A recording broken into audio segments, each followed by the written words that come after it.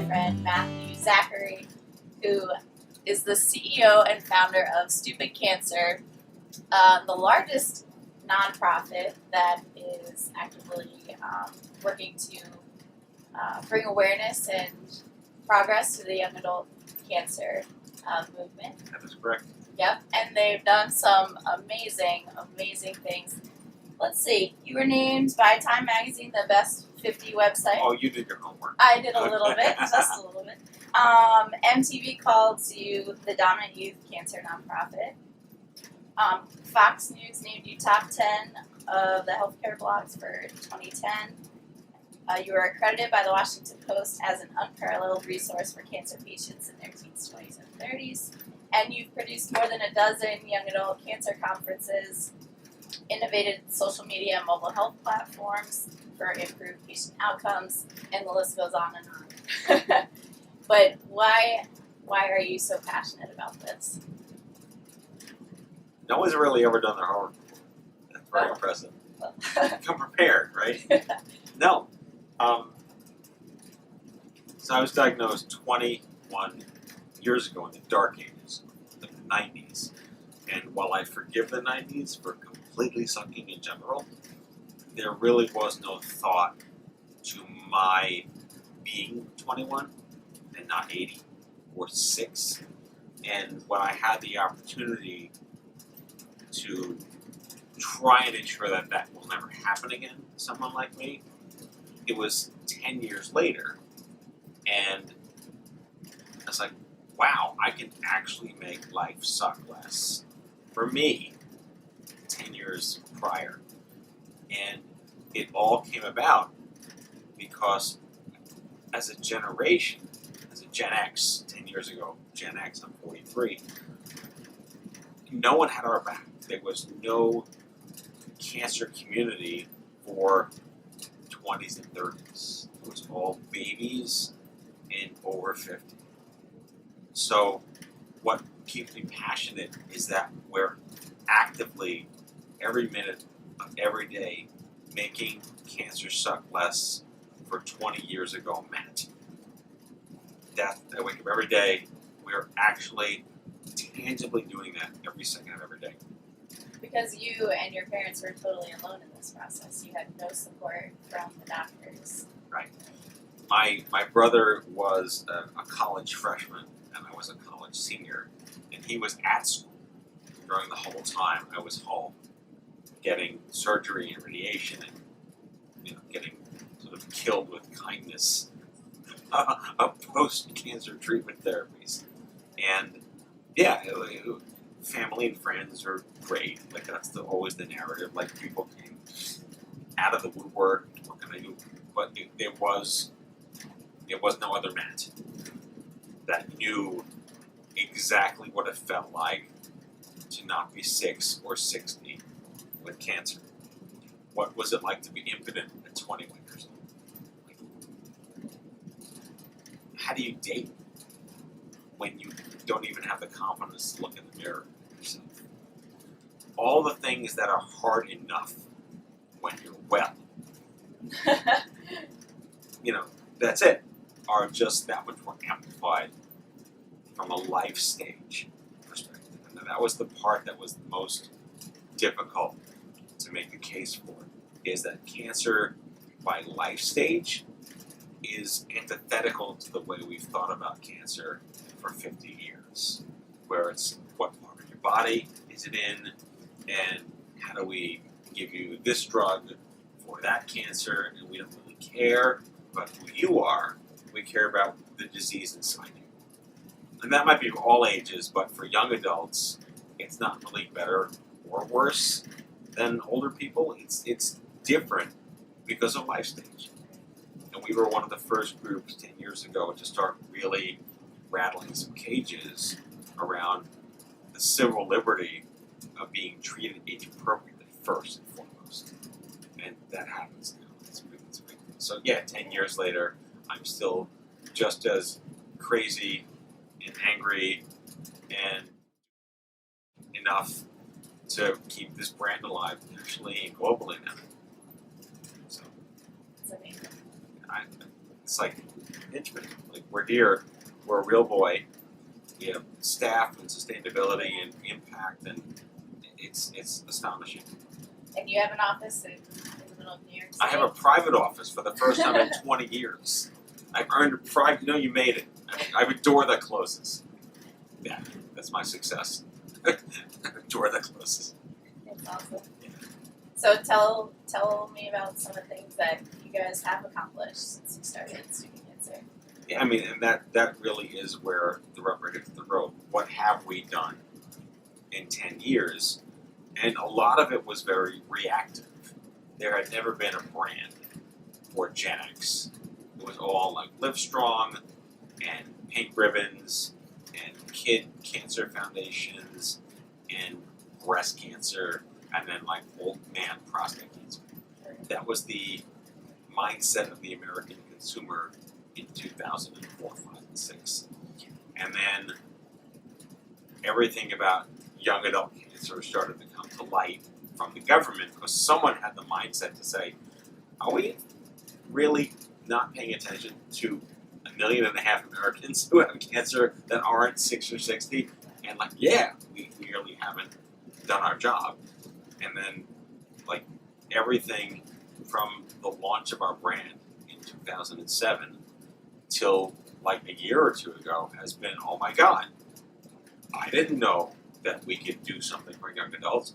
Let's do this, let's do this, let's do this. Very reactionary to what the crowd needed. It needed a podcast. It needed a digital voice. It needed social media. It needed an international trade show. It needed research. So everything has been built up based on the community demand to identify that this is a subgroup of cancer patients, to identify that there really is no young adult cancer research that's unique to the age group. There are no young adult cancer standards of care. When fertility is a major issue for the only age group that it matters for, there are no mandates for insurance coverage. There's no legal obligations on the part of providers to disclose fertility risk through informed consent. Like none of these things existed 10 years ago. So from a, progress perspective, all of that exists today. Not just because of us, we were clearly a catalyst in getting it to happen. We've been called like the circus tent of oncology for this movement, but there's been so much effort on the part of academia and researchers and behavioral medical scientists, psychotherapists, and other nonprofit leaders to accelerate the narrative to understand why this should be part of science.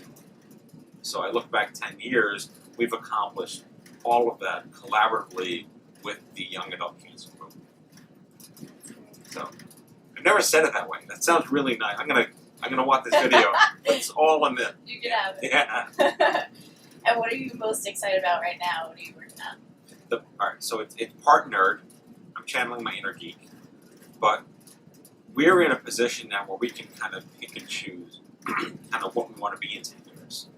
And while we already know what we're doing well, we can then look at all the things that we could be doing and solve problems, actual problems. So for me, what excites me the most for the next couple of years is that we're going to move into what's called point of care intervention and decision making.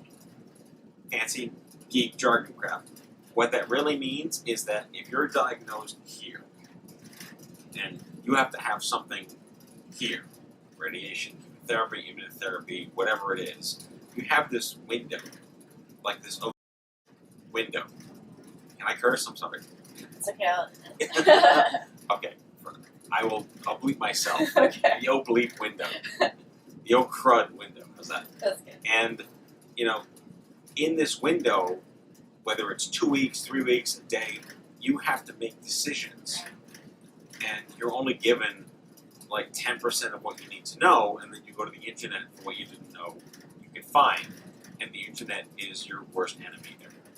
And they pressure you to make a decision right away. Right. Well, if you have an acute cancer and you need to start treatment the next day, that's 10% of the cancer diagnosis, and there's really nothing you can do. But once you're on the treatments, you can still then be told or find out, how do you manage it? How do you pay for it?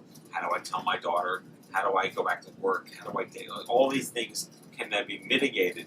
But the problem is you're stuck between your cancer center and the internet as the only sources of helping you make decisions for yourself. Some might argue, well, maybe there's a nurse. Well, they might know something, but they're still going to go to the internet, or maybe they're trained to tell you, here's a couple of things, and that's great, but you're then still at the mercy of what they know. I'm not throwing providers under the bus, but the internet is going to suck. It's not going to tell you about what you need as a person.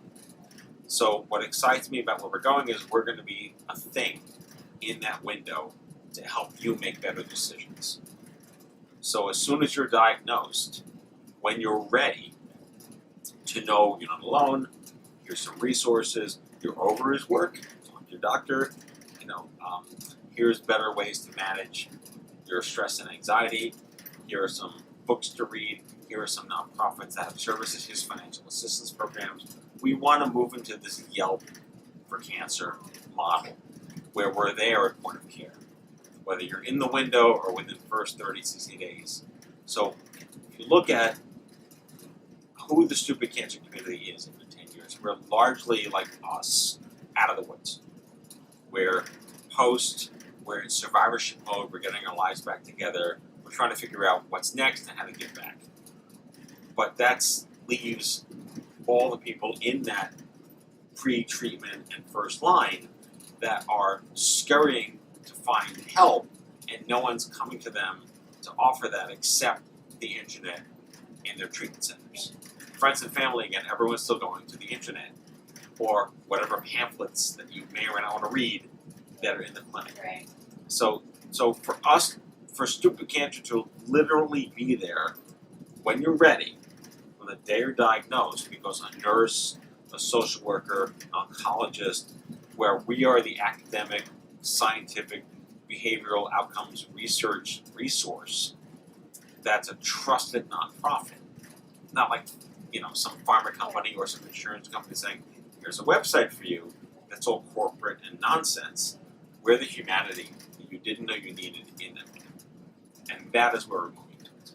And that's what excites me the most. That's very exciting. Yeah.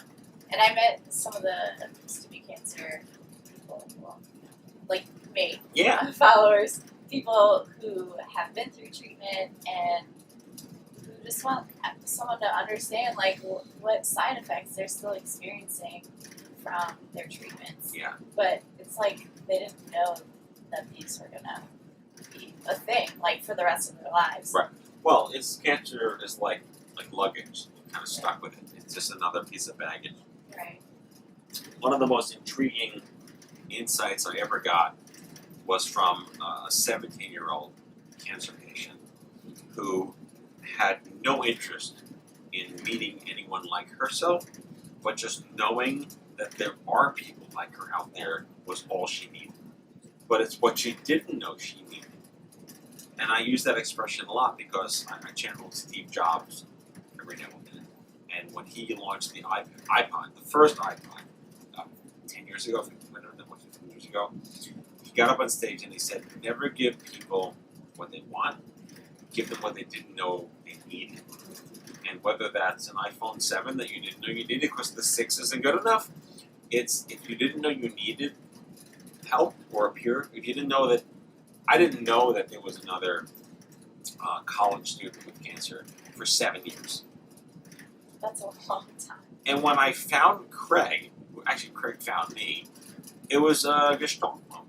Like, what do you mean I'm not the only 21-year-old on Earth with brain cancer? And I was probably 26 or 27 by then.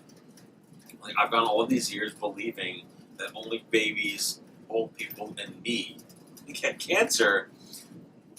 I didn't know I needed Craig. He's a real person. Right, yeah. But I didn't know I needed him. And it's that same objectivity. If you don't know you need something and something is put in front of you, it's either like how did I not know that this is a thing? And now I'm angry. Or I'm glad I know about this, but I'm going to make sure someone else does so they don't have to go through that. It's your right to know. And now that we're living in an age where most people just don't die right away from cancer, life is extended, it's quality of life, it's chronic disease. Nearly all people live beyond 5 years, except for there are outlier cancers like pancreatic and things, but most blood cancers, most breast cancers, the top cancers, prostate cancers, are completely survivable with consequences. And then you have to mitigate your life to work around managing the impact it had on you. And if you're given 3 more years to live, I'll take that. But then how do I get through those 3 years meaningfully? And again, through the lens of young adults, it's very different. Do you really want to date somebody when you don't have breasts because you have a mastectomy? Do you really want to get engaged when you can't have biological children? These are the conversations that are unique to our age group, but it all comes back to meeting somebody who gets what you've been through and giving yourself permission to be really angry, but having someone else validate that. Who is you? That's what this really comes down to. That's great. I identify with that 17-year-old. Yeah. That's why I was kind of laughing when you said that, because I was in school in Boston, and there was a group, I think that's where I was at, there was a group for young adults to meet up, young adult cancer survivors. Right. And I was like, no, I don't want to go because I'm already depressed enough. I Yeah. want to go talk about more depressing Right, things. right. But with Stupid Cancer, it's not about talking about your cancer, it's about talking about real life, which Right. is what people crave. Well, we're so used to expecting it to be a pity party Right. that what wound up happening, again, going back to that sort of very reactive to the community when we launched, we had a group in Washington, D.C. that sort of found us, maybe through the Time Magazine thing or the New York Times thing in 2007. We want to host an event for Stupid Cancer, but we don't want to do it at the hospital because that bores us and it's sad. So they're like, we're going to meet at McSorley's Irish pub somewhere and all get together and just drink. But it really wasn't like, let's get drunk as cancer people. It's like, we're going to go to a non-threatening, familiar place that we'd probably normally go to anyway to not talk about cancer, but just know we exist. And that kicked off the Stupid Cancer Happy Hour, which we had hundreds of for many, many years. They've evolved into the Stupid Cancer Meetup because we've had minors started to come and we can't all have alcohol, but you can have a happy hour without booze. But to your point, it's like a lot of people just like, it's great to know it's there. I don't want to be pitied. But once you're in the Stupid Cancer culture, you get that it is not a pity party. And no one cares. I think our expression, we don't care if you have one ball, one boob, no immune system, and 0 eyebrows. Like, everyone's welcome. Or you're Craig from Chemo Brain. Like, everyone is welcome. It's a Unitarian church experience to be part of Stupid Cancer with no judgments. Safe. I hate the term safe space, but that's really what it is. And your tagline is Get busy living. Yeah. So that's what you're helping people to do. Right, and it goes back to how do you define that for yourself? We don't tell you, oh, you'll be fine. Just do these 8 things and read this blog and make this recipe and poof, you're magically fantastic. You define what's important to you, and we listen to what's important to you, and we help you get to where you believe you need to go. And if that's to the corner, so you can't walk, if that's to pick up your kid, because you can't muscle tone anymore, if that's to have a baby one day, no one asks you what's important to you. It's all about what's inside you. Inner beauty isn't a thing with cancer. Outer, what's important to you is what matters. It's the opposite of Hallmark cards. Yeah. But it's, what people need need is what they need. Yes. And it's Yeah. different for everyone. Right. So this interview would not be complete without us sharing or talking about your own cancer experiences. That is, reading Robitussin for brain cancer parts 1 through 4. It's like it's unreal. The start of my my Tolstoyan odyssey. Wait, so you're the one that read all 4 of them? I heard about you. There's gotta be so many people who have read it. Your writing is incredible, Well, thank you. and just to hear about, you as a person and the gifts that you've been given, and how you almost you lost them and then you got them back. And I mean, your life story is really inspiring. I try not to put it above or below anyone else because everyone's story is great. Seriously, everyone has their own story, and it doesn't demean or degrade or upheave anyone else's story. It just happens to be mine. Yeah. It's a little dramatic. It's got a little uniqueness in it. I was read my last rites by a priest, and I'm Jewish. That's Yeah. the funniest part. Yeah. But yeah, it's comedy gold at this point now. But in reality, am I really telling someone else's story? But I guess the dime store or the quarter store version of it, because the payphones were quarter. It was 50 cents now, actually. And I was a classically trained concert pianist from the age of 11. I went to undergraduate for music, and I was going to grad school for film composition. And 6 months before my college graduation, I lost the ability to play piano with my left hand. I lost fine motor coordination, so I couldn't play. I couldn't write because I'm a lefty. I couldn't type on the laptop I had. I was There were diagnosed. laptops back then. There were laptops back then. I had a laptop in 1996. Because your dad was a computer nerd. Yeah, my dad was a computer nerd. He brought computers home in the 80s and 90s for my brother and I to play on. And I actually had an actual MacBook. They were called PowerBooks back then in the 1990s. And I typed everything. And still the sidebar, the internet wasn't even a thing yet because they were dial-up or whatever. Wasn't even a thing yet. Laptops came with phone jacks back then. And all the professors thought I was beaming my answers from space to get free pass on my tests. That was the ridiculousness of the 1990s. But I wound up getting diagnosed with terminal brain cancer given 6 months to live. December 30th, 1995.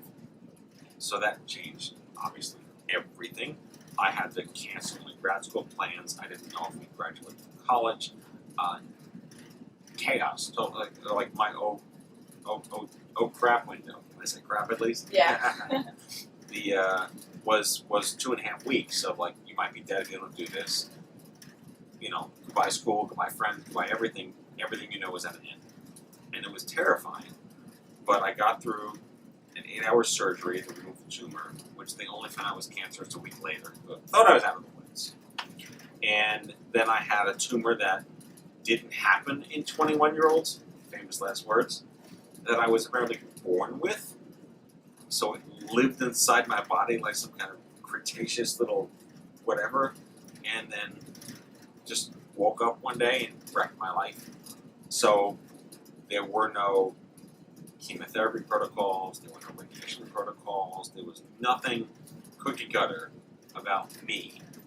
My dad always said I marched to the beat of a different drummer. That's not how I wanted to do it. But at the same time, I had to make decisions. There was no internet. For better or for worse, there was no internet. And I made the decision that was best for me, which I had the unique chance to do, maybe because there was no internet. And I ultimately had a month and a half of high-dose full-body radiation, which crippled me worse than the surgery did. And they wanted to give me chemotherapy after I was done.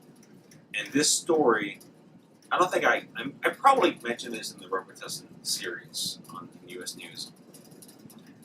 But I find that this part of my story speaks more to today's issues than I ever understood it to.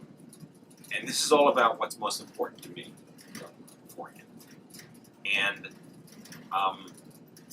they wanted to give me a year of chemotherapy on top of the radiation that I had.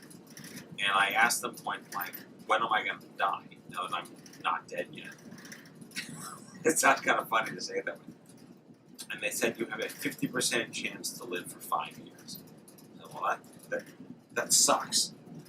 Well, if you give me this chemotherapy, which I didn't even know what that meant, we'll never take ourselves out of this bubble. What does this mean? And they were so proud to tell me 55% chance to live for 5 years, which is a matter of like 3.5 months worth of time. The kicker, on top of that, they were so proud of that 5%, was that the chemotherapy they wanted to give me included a drug that would have put permanent nerve damage in my fingers and toes, peripheral neuropathy. It's a very common, like, long-term side effect of chemotherapy. And my uncle, who happens to be a geneticist, my dad talked to him and said, "What do we do?" And Jay found out that this vincristine drug in this cocktail was going to basically render me unable to play piano ever again. And he basically said, "You'd rather die in 5 years playing piano than die in 5 years and 3.5 months without me." So I went to the doctors and I said to them, "I'd rather die in 5 years playing piano without vincristine than die in 5 years and 3.5 months with vincristine." And to be 21 and have the balls to say that to renowned oncologists at Sloan Kettering was unheard of. They'd never been told no before, you know, and whether it was a god complex or whatever, they looked at me and they were angry. How dare I challenge their vainglorious recommendations to do this? And I literally said, "Peace out," and I walked out. And that was 21 years ago, like last month.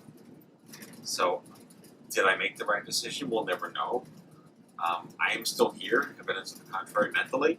So, at the same time, you know, I did what I felt was best for me, and I took that risk. And they didn't respect that decision. But the reason this comes full circle today is that many people aren't even told about risk and choice, or asked, "Do you want to have a child one day? Do you want to have a second child one day if you're already a mom?" Like, I have stories of young women who have a young child that get cancer. And forget the whole talking to mommy as a boo-boo conversation that no one knows how to do right.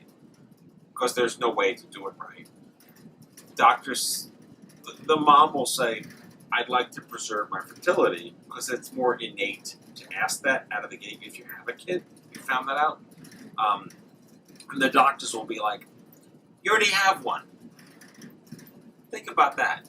I have more anecdotes than you can imagine of women telling me that that was their exact experience with a male oncologist. It's this gender bias. It's so out there and it's so unfair. And all right, so sidebar to that specific conversation.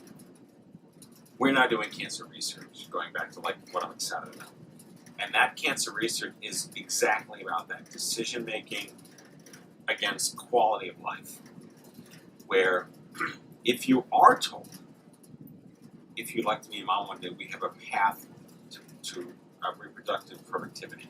And it's zero cost, and you can go through the treatments, and we'll just be a mom on your terms one day, and this will not impact that.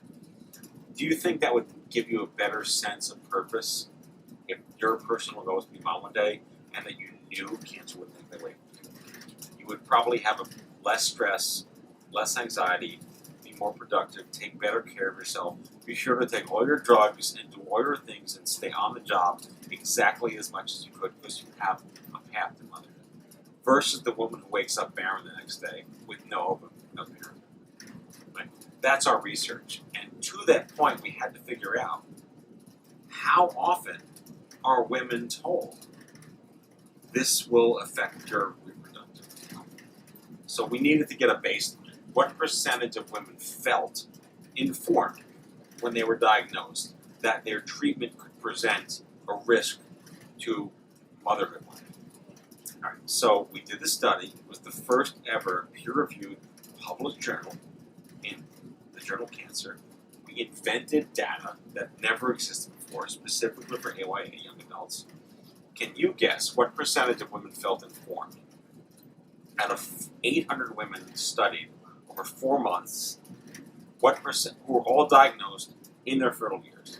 Gander a guess. What percentage of women felt informed? I think it's 20. 13.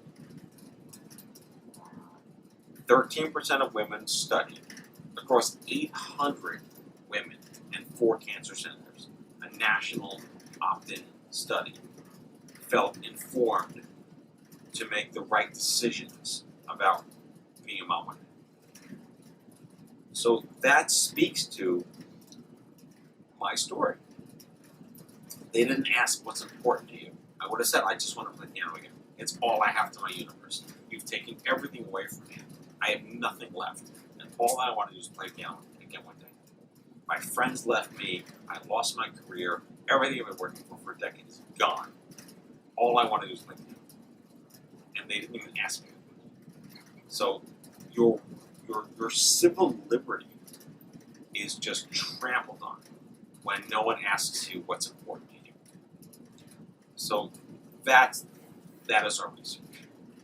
How do we intervene in the window or during to give you the decision-making tools you didn't know you could have so that A, you survive better, you potentially live longer, you cost the system less money, which is good for the system, and you get to spend $250,000 raising a kid and get pooped on. So how many more women can we help get pooped on? By making them moms one day. That's my goal. Poop. There you go. And as the father of 7-year-old IVF twins, I know all about getting pooped on. Oh. Paid my dues. Well, on that note, the life coming with the good and the bad, I cried for good reason when I saw wrinkles. Yeah, I know, right? I was like, oh my gosh, I have wrinkles, which means that I'm still here. Yeah, and you wear them well. Thank you. Some people hate me for saying that because I'm 27, but yeah. So it's beautiful. I remember being 7 years old or 8 years old. I went to summer camp, and my counselor, this guy was named Bruce. I don't know why I remember this. Like my long-term memory is there. And your name again? I'm kidding. And I remember this so vividly. Bruce came over to the bunk and the kid said, "Kids, see this? See this? One day you're gonna have this." And I was 7. And like, yep, I got this now. And like my son, one day you're gonna have this. Like, what is that? Yeah. Oh. But it's a privilege. Yeah. It's a privilege. These are war scars. The privilege of getting old. It's a good problem to have. But fertility. That's people ask, well, why are young adults so special? Like our ovaries work. That's why we're special. We're not better or worse. It's different. So, parenting. Go look at that. It's crazy. So you need a voice, and we have it now with you in the podcast. You have a very angry bald Jew leading millions of people that are very angry. It's great. Yeah. How else can I help you? What else can I answer? Okay. So what does your Karnak Magic 8 Ball have? I just the reason that I reached out to you and asked if you would share your story with me is I have a friend. She said I could use her name. Her name is Shari, and she has recurrent brain cancer. And I thought, how can I encourage her? And I thought of your story and how miraculous it is. And so she has one question for you, and she asks, what is it like for you to be a survivor of young adult brain cancer? It's a terrible privilege. Those are 2 words that don't usually go together. And I have my own level of survivor guilt for coming out as unscathed as I appear to be. But I always go back to something my dad always used to say, which is that the secret to life is to clean up nice, make it look good, but never look under the hood. Because I'm a train wreck inside. Because no one goes through the treatment that I went through, which so many other people have gone through, unscathed. I just happen to have invisible illnesses as a result of that. And it's something I have to learn to live with, because the whole "but you don't look sick" then comes out. And we talk about the gift that keeps on giving of cancer, but you don't look sick, get over yourself. That happens all the time. And I remember reading a book. I'm not really a big book reader. I read like newspapers and magazines, but I remember being given a book by a guy named Dr. Bernie Siegel. You know Bernie Siegel? So I met Bernie years and years ago on a book tour. And I read his first book called Love, Medicine, and Miracles. I mean, I'm a self-proclaimed agnostic human being. The universe is what it's going to be. But I loved how he was the first surgeon in cancer to think about mind-body wellness in the healing sense, where it wasn't all allopathic, cut and burn, napalm yourself, but your psychological well-being played into how well you survive. And today, in the science world, that's survivorship, which is what we're on. It's behavior, it's attitude, it's quality of life, contributes to whatever the horrors that happen to you are, because you didn't ask to get sick. The dignity of living your life on your terms when crap happens that you didn't need to happen to you. We are the natural extension of his philosophy of all that in the human space. And that book really gave me a lot of perspective on why did I survive. It really was love. Clearly medicine, they say guns don't kill people, the bullets help, right? But getting that thing out of my head was kind of necessary, for Western medicine's sake. I did luck out on that. But this idea of attitude and miracle can be anything you want. How do you survive? I don't know. Some people say God's will. Some people say I just got lucky.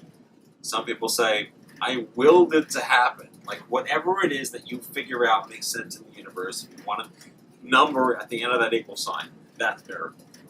And for me, it was a combination of things that are logically quantifiable and illogically unquantifiable. And I'll make my own madness out of that equation. But the privilege of beating terminal brain cancer is very difficult, because so many people don't come out as good as I did. Maintaining cognitive impact, maintaining neurological stability, maintaining balance and hearing and vision and the ability to make decisions and not lose intellect and not be physically compromised or intellectually impaired. It's Grand Cabeza up there. Like you're messing with like the noodle. It's so different than other cancers because of your brain.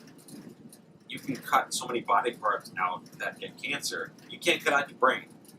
So it's just the level of empathy and guilt when you meet people who meet brain cancer that are doing as well as I know I am. All things considered on the inside, I'm doing really well. And even my oncologist, who I'm still in touch with, the pediatric oncologist I had 21 years ago, I don't know, kid, something worked. Like, okay, doc, that's really good clinical advice. Something worked. He had IQ to spare. Okay, I'll take that, thank you. But you're looking at I do a lot of work with the brain tumor community out there. They're in wheelchairs. They can't go back to school. They can't work. They can't date. They can't do anything. Their dignity has been stolen from them, and they didn't ask for this. And they're all human beings that need purpose. And how do you do that? And that is a terrible privilege to have to be the mantle that people aspire to be. I'm so excited that you're alive because my son may grow up to be here. How do you process that when a mom says that and her 3-year-old has cancer, brain cancer? I get that a lot. And it's difficult because I can't guarantee your kid's going to be fine in 37 years and be like me. But if a piece of that gives that mom hope for as little of a time it is, then that's what I can take from that. But beating brain cancer is a weird club. It's not like the cancer club, it's the brain cancer club. And even if it's malignant or benign, there's that stigma in there also. It's still just as devastating. It still tears your life apart. It still changes everything. And, being a guy, it's a little easier to be bald in society. We can't all be, like Bjork or whatever she should, or Britney Spears from the 90s. But it's not cultural norm to be bald as a woman, and to not understand what that's like, because I was bald at 21. I'm still bald today. No one really looked at me ever and said, "Where's your hair?" Because I shaved their heads. But to have brain cancer with gender bias and quality of life, it's a terrible privilege to come full circle on the question. Very long answer to a very short question, but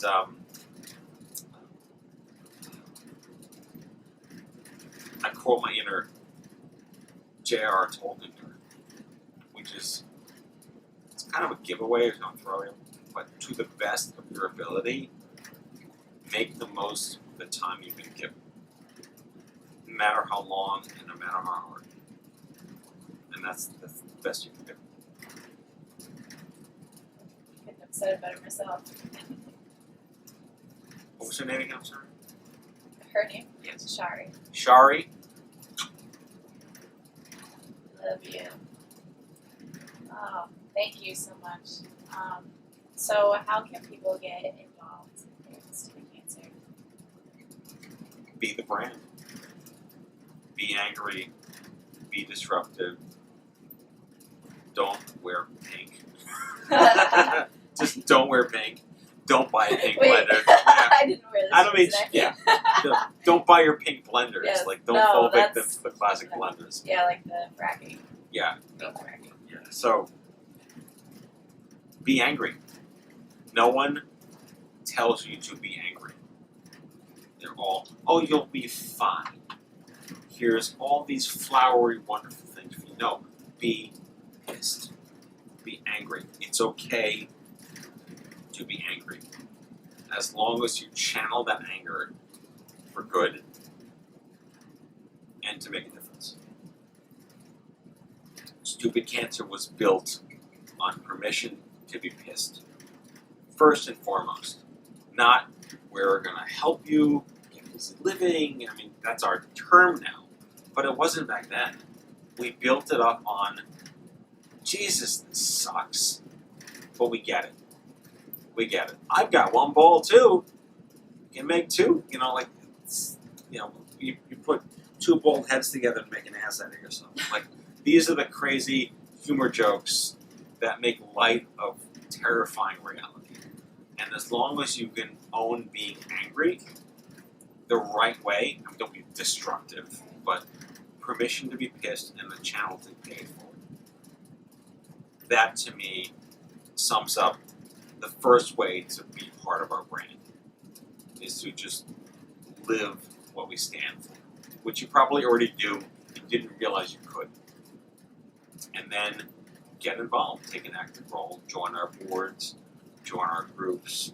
We'll have an app soon out that does peer matching worldwide. The Stupid Cancer app is launching in August of this summer. And we have meetups all over the country. We have research summits with cancer centers happening now. CancerCon is the place to be in Denver every year, cancercon.org. We've already mapped out 2018 and 2019. Wow. So you have to figure out a way to get to Denver next year. And it's become a real community ecosystem of support and trust and reputation and transparency and honesty. Unlike any other nonprofit I've ever seen wellspring out of community angst. And to be honest, I was a little nervous when I came to OMG East Mhm. because I'm a baby of alternative cancer. I was like, oh, how am I going to be received? But you're just like, your eyes are so open, Yeah. and But it's it so really is totally no welcome. judgment. I mean, I remember in all my reconnaissance around how do we build Stupid Cancer as like a brand and not a charity. I went to a couple like breast cancer forums, and I didn't not pose as a breast cancer patient, but I wanted to witness what the culture was like on cancer boards forums, and it was a pissing contest over who suffered more. It's like, how do you build a community where you look like at someone who did, worse than you, or someone who did like better than you, which is always going to be someone who did better or worse in your own judgment, and you have to look to the person who did worse for inspiration, and you look to the person who did better for like motivation, and that was the philosophical framework of how we are equal opportunity haters of cancer, and the manifesto that was born in 2009, that it's like within the young adult cancer community, we hope no one's disease above anyone else's. It's not a conscious about body parts. The playing field is level when stupid cancer comes along. There are no good cancers. Benign tumors are just as devastating as malignant ones. And we have the right to survive with dignity, quality, and be treated imperfectly. We just level set the playing field with no drama. We're all in this together, and shut up. Really. I'm glad you felt welcomed. There's a lot of people that come to CancerCon that had alternative treatments or just denied treatments or went their own way, and they're welcomed. Everyone knows it's not for everyone. And like, oh, you poor thing, you didn't have chemo, I'm so much worse than you. Like, that doesn't happen. And if it does, we like Apollo cane you out. It's like get out of here, you don't belong. Because people know what the brand means. This is one community. And as soon as it doesn't become one community, it doesn't work. So. Actually, I'd like for you to share what some of your favorite stories are, like people who come. All the weddings. Oh. We've had so many marriages with this stupid cancer and so many babies with people who met through the stupid cancer community, fell in love. And we look at where things were as like this 1930s dust bowl of nothing, and now it's a flourishing tropical rainforest of love and children and relationships, and just witnessing how much life exists now that maybe didn't 10 years ago. We've had adoptions and surrogacies and people who were divorced got remarried because they found their life again. Like, real humanity exists now. So my favorite stories are like when going back to what we talked about before, like getting pooped on is a privilege that you didn't know you could have when someone told you you'd never be mom or dad. So that to me is just, there's nothing better than those, just seeing the babies of stupid cancer. That's great. How many babies are? Do you have any idea? Well, I have two. I'm two of them. There are. You must have seen dozens. Right? Yeah, I mean, just adoption and surrogacy. I have a friend who had breast cancer, went through crazy chemo, but managed to freeze an embryo from a donor sperm. She was single at the time, that she kept frozen for 5 years, had it implanted, and had a boy. Single mom raising a child with breast cancer. Like that's a story. That's a young adult cancer. Wow. So his name's Dante. He's incredible. And my other couple friends, ovarian cancer, woke up infertile, did surrogacy. Their boy is I think he's 6 now. Gorgeous, phenomenal. That's the life of this community. The tragedies and miracles every day, but these are the miracles. The children of stupid cancer. I love that. That's my favorite. One of my favorite things about living is my nephews. Yeah. They're just so happy and life giving. Yeah. And that's what I wanted to live for. And I didn't, unlike you, I didn't really have much passion for a career or Right. much of a life. I just, when I was sick, I thought about my family and being there for my sister who was engaged. So. But like you look at what does Stupid Cancer do? We give life. Like that sounds all foo-foo and granola, but there is life because of Stupid Cancer.